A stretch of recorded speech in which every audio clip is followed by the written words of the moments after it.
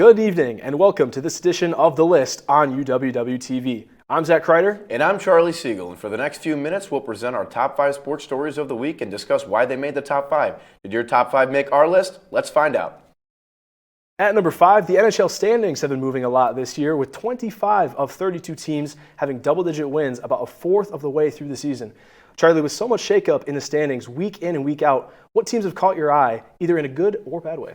Well, first off, I want to highlight my favorite team, the Chicago Blackhawks, who are 10-8-4, and Connor Bedard has taken the league by storm. Finally, in year 3, he's breaking out, currently leading the league in total points, and is a favorite to make Team Canada for this season's Winter Olympics. Now, another team I want to talk about right now is the Colorado Avalanche, who unfortunately did beat my Blackhawks 1-0, but had an incredible game. Amazing goaltending. Nathan MacKinnon and Cale Makar are a force to be reckoned with. This team is the most complete in the NHL, and they're absolutely overwhelming. They're hovering near the top of the Central again, averaging close to 4 goals per game over the past 2 weeks. Mikko Rantanen's heater for Matera Taves, pairing and anchoring the two blue lines, makes them a force to be reckoned with and the best defenseman in the league, Zach. Yeah, Avalanche have been just a force. Unparalleled dominance on the offensive and defensive end. You mentioned Nathan MacKinnon. He's probably easily the front runner for MVP. Leads the team and the league in points, goals, and plus minus. And of course, you can't talk about that team without Scott Wedgwood, the goalkeeper. He's currently leading the league in wins. And on 415 shots, he's only let 34 goals in. Shocker. Talk about a couple other teams, the teams that made the Stanley Cup Finals. Both teams 6 out of 8 in their divisions. Crazy stuff.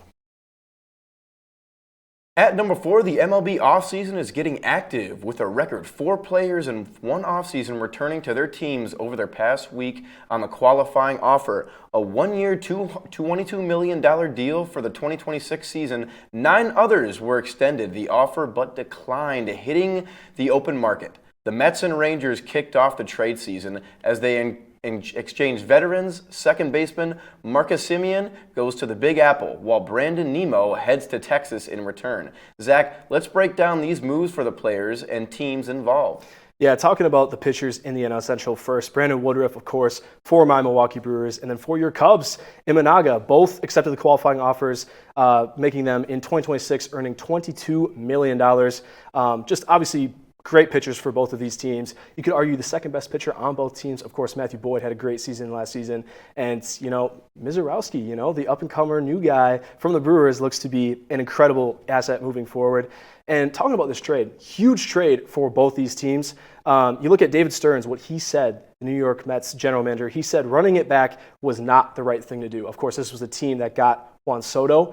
He didn't meet expectations, even though he got paid a ridiculous amount of money. And this swap between the Rangers and Mets, you're getting Semien for Nimmo. Semien, of course, did not have his greatest year. He is 35. His OPS dropped to 2.669, and it's his lowest home run total in a full season since 2018. He's kind of a shell of his former self, but ultimately the GM for the New York Mets, he decided that he could help him offensively as well as defensively, and that's ultimately what made him make this trade. At number 3, the NFL saw a handful of one-score games in Week 12, including 3 that went into overtime. Games went back and forth across the league and were closer than many expected. Charlie, what squad stood out to you in this competitive week of football? Well, Zach, first off, I want to highlight a lot of heaters that we are coming into the league. The Denver Broncos, although on bye, they are on a win streak. The New England Patriots, the Chicago Bears, and the Baltimore Ravens. Now, I want to highlight the Chicago Bears for a minute here, Zach.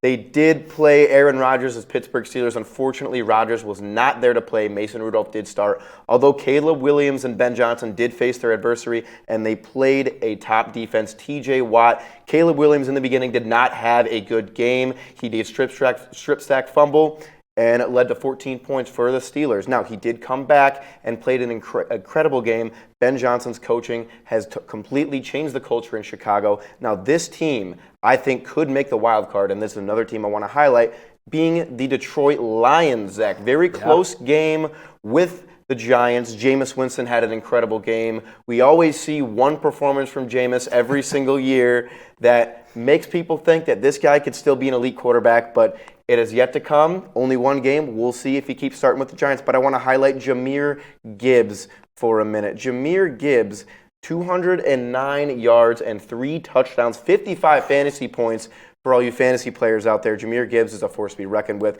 and is carrying this Lions offense. Yeah, speaking about that Giants game, Jameis Winston actually catching a touchdown there.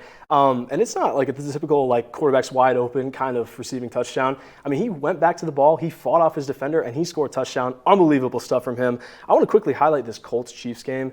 Obviously, me being a Colts fan, this was an awful game to watch, to be quite honest. Colts had the lead 20-9 in the fourth quarter before the Chiefs ultimately came back. Just really questionable play calling there by Shane Steichen. You have the best running back in the NFL at the moment in Jonathan Taylor.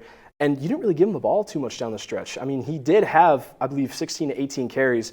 But at the end of the day, you didn't get him the ball enough, and that's why you lost this game. We've got more coming up on the list, including a discussion on what to look for in the college football playoffs coming soon, and some big-time performances in Week 12. We'll be right back.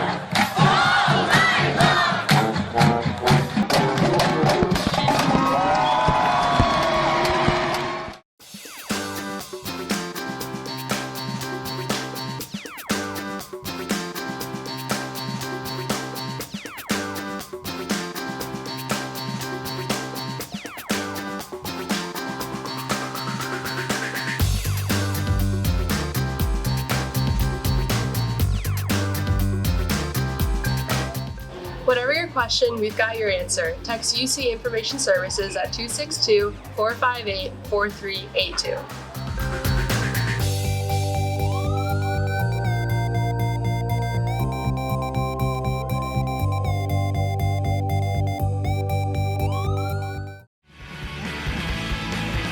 Here at UW Whitewater Intramural Sports, we have a motto: a sport for everyone and everyone in a sport.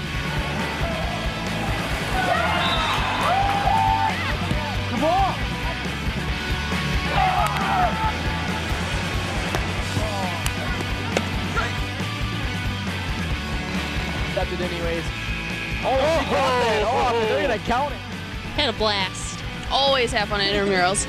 Every day we strive to go above and beyond that goal by providing healthy exercise, promoting leisure education, and giving students that competitive atmosphere they are looking for. Yes! Yes!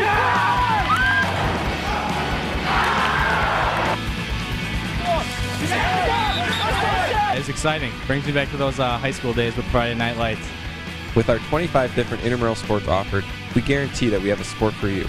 Go to our website and find your sport today.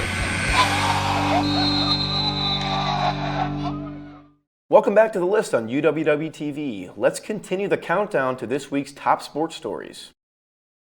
At number 2, the top 4 seeds have been determined and given their byes for the college football playoff season coming up in just under a month, with a lot still to be determined in the rivalry week upcoming. How do you see the top 12 shaking out, Zach?